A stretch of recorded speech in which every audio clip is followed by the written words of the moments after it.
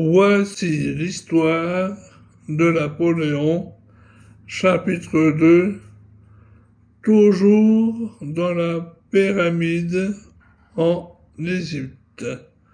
Napoléon est entré dans la pyramide et va chercher le roi et la reine dans la pyramide, mais il va enfin découvrir un passage où personne n'a jamais été dans la pyramide.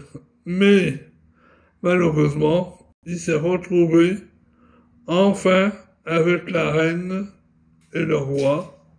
Napoléon s'est retrouvé enfin avec la reine et le roi. Et maintenant, tous les trois sont coincés dans la pièce où personne ne peut ressortir.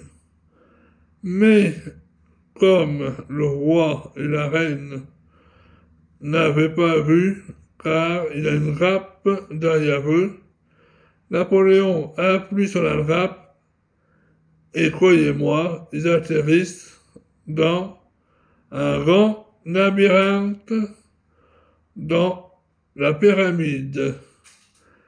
Et faut qu'ils fassent traverser par le chemin, mais ils ne savent pas quel chemin prendre. Il n'a pas de carte pour qu'ils voient le chemin prendre.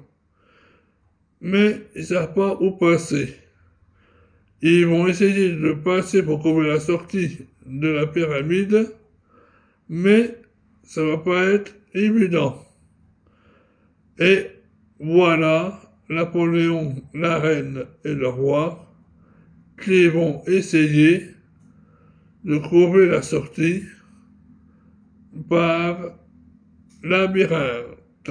Mais comme ça fait beaucoup trop grand labyrinthe, ils vont mettre au moins 3 heures à en trouver une sortie, s'il y en a une.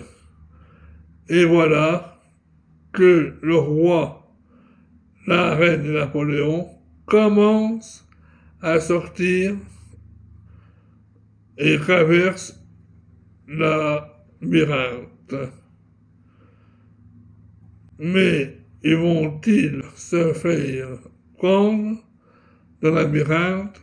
Il faut faire attention car le labyrinthe est rempli de choses terrifiantes et de choses horribles. Dans le labyrinthe, on peut être coincé à tout jamais, mais labyrinthe, c'est marqué que le labyrinthe est dangereux dans la pyramide. Il faut essayer de sortir, mais en se faisant attention de ne pas se faire prendre par les branches de labyrinthe. Car cet labyrinthe-là est vraiment dangereux. Et même, on ne peut plus ressortir une fois qu'on est pris dans le labyrinthe. Il faut trouver la sortie sans se faire prendre.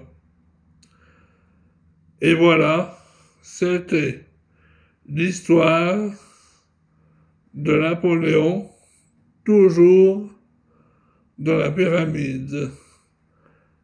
Tant qu'à moi, je vous souhaite une bonne après-midi et on se retrouve tout à l'heure pour d'autres lives. À tout à l'heure les amis, à tout à l'heure.